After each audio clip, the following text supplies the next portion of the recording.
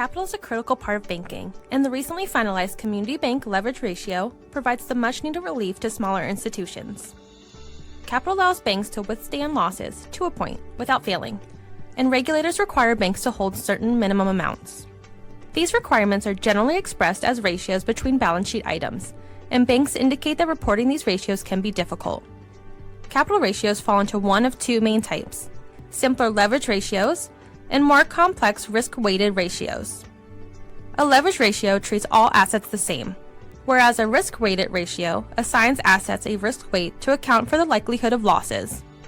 In response to concerns that small banks face unnecessarily burdensome capital requirements, Congress mandated further tailoring of capital rules in Section 201 of the Economic Growth, Regulatory Relief, and Consumer Protection Act of 2018, and created the Community Bank Leverage Ratio, or CBLR. Under the provision, a bank with less than $10 billion in assets that meets certain risk profile criteria will have the option to meet a CBLR requirement instead of the existing more complex risk-weighted requirements. To be a qualifying community banking organization for the CBLR framework, you must have a leverage ratio greater than 9%, have less than $10 billion in average total consolidated assets, have off-balance sheet exposures of 25% or less of total consolidated assets, have trading assets plus trading liabilities of 5% or less of total consolidated assets, and not be an advanced approaches banking organization.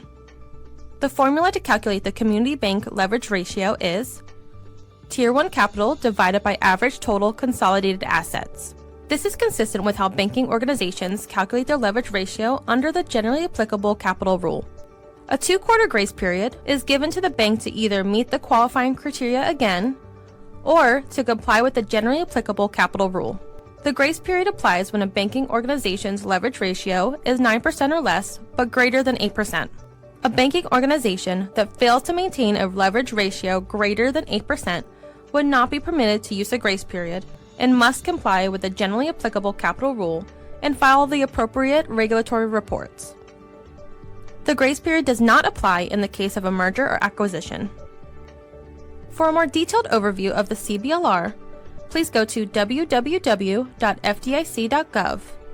and click the Community Banking Initiative under the Regulations and Examinations tab.